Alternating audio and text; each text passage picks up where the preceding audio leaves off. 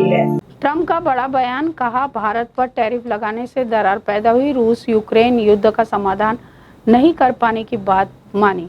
अमेरिकी राष्ट्रपति Donald Trump ने फॉक्स न्यूज़ को दिए एक इंटरव्यू में बड़ी बात कही है। उन्होंने इंटरव्यू के दौरान यह कहा, भारतीय वस्तुओं पर अमेरिकी टैरिफ ने भारत के साथ दरार पैदा की है। इस दौरान ट्रंप ने ये स्वीकार किया कि रूस यूक्रेन विवाद जिसके सुलझने की उन्हें सबसे ज्यादा उम्मीद थी, अभी तक अनसुलझा है। नेपाल में कर्फ्यू हटाने के बाद जेन जेड ने शुरू किया सफाई अभियान, फिर से खुले शॉपिंग मॉल और दुकानें। नेपाल में हाल ही में हुए हिंसक विरोध प्रदर्शनों के बाद शुक्रवार को सुशीला कार्की को अंतरिम मुखिया के तौर पर शपथ दिलाने के बाद हालात सामान्य होने लगे। शनिवार को नेपाल में कर्फ्यू हटा लिए जाने के बाद जेन जी ने देश भर में सफाई अभियान शुरू कर दिया है। सड़कों और डिवाइडरों की रंगाई पुताई तक खुद से करना आरंभ कर दिया है। इसके बाद अब काठमांडू घाटी से लेकर अन्य इलाकों में जीवन धीरे धीरे सामान्य होने लगा है। चार्ली किर्क की 3 साल की बेटी ने पूछा, पापा कहाँ हैं? जवाब देते ही फफक कर रोने लगी पत्नी। अमेरिका के right wing activist Charlie Kirk की हत्या के बाद उन्हें श्रद्धांजलि भाषण देती पत्नी इरिका किर्क कई बार रो पड़ी। उन्होंने एक दिल दहला देने वाला पल की बात भी सबके सामने रखी। इरिका ने कहा कि मेरी 3 साल की बेटी ने बड़ी मासूमियत से पूछा, पापा कहाँ हैं? अब इसका मैं क्या जवाब देती? इरिका ने अपनी मासूम बेटी को जो जवाब दिया उसके बारे में बताते हुए वह फफक कर रोने लगी। नेपाल के काठमांडू से कर्फ्यू हटा, 5 मार्च 2026 से पहले होंगे चुनाव। नेपाल से इस वक्त की बड़ी खबर सामने आई है। काठमांडू से कर्फ्यू हटा दिया गया है। कर्फ्यू और निषेधाज्ञा की सेना के द्वारा लगाया गया था, जिसे आज सुबह 5 बजे हटा दिया गया। नेपाल में अंतरिम सरकार के गठन और स्थिति सामान्य होने के बाद सेना ने यह फैसला लिया। हालांकि सड़कों पर सेना के अभी कुछ दिन और रहने की उम्मीद है। यूएन में स्वतंत्र फिलिस्तीन राष्ट्र को मिला भारत का सपोर्ट, जाने और कितने देशों ने किया समर्थन। संयुक्त राष्ट्र में शुक्रवार को एक ऐतिहासिक फैसला हुआ, जहां भारत समेत 142 देशों ने फिलिस्तीन को स्वतंत्र राष्ट्र के तौर पर मान्यता देने और इसराइल फिलिस्तीन संघर्ष को खत्म करने के लिए 2 राष्ट्र समाधान का समर्थन किया है। संयुक्त राष्ट्र महासभा में न्यूयॉर्क डिक्लेरेशन को मंजूरी दी गई, जो इस दशकों पुरानी विवाद को हल करने के लिए चरणबद्ध योजना पेश करता है। बोल्सोनारो की सजा पर भड़के अमेरिकी ने दिया बड़ा बयान, ब्राजील के नेताओं ने किया पलटवार।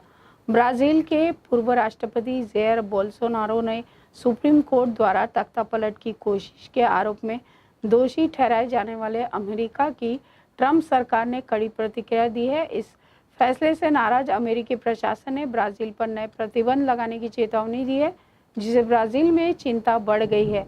अमेरिकी राष्ट्रपति डोनाल्ड ट्रंप ने बोल्सोनारो की सजा को नाइंसाफी करार देते हुए कहा है कि वह फैसले में बेहद नाखुश हैं।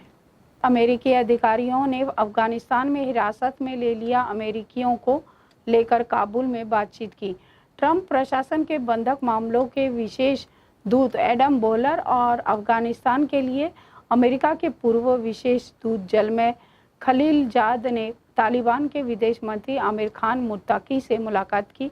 दोनों पक्षों ने द्विपक्षीय संबंधों से जुड़े विभिन्न वर्तमान और भविष्य के मुद्दों पर बातचीत जारी रखते हुए जोर लगाया कि विशेष रूप से एक दूसरे के देशों में कैद नागरिकों के मामलों को लेकर अफगान विदेश मंत्रालय के एक बयान में कहा गया। कतर पर इजराइल का हमला, क्या अब कूटनीति भी निशाने पर है?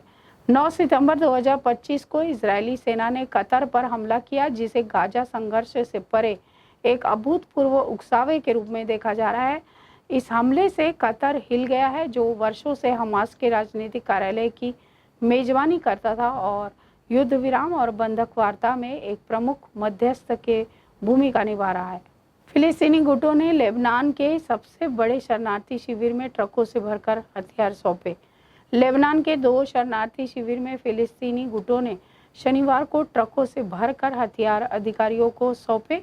यह उस समझौते का हिस्सा है जो इस साल की शुरुआत में हुआ था, जिसके तहत लेबनान राज्य के नियंत्रण में नहीं आने वाले हथियारों को हटाया जाना था।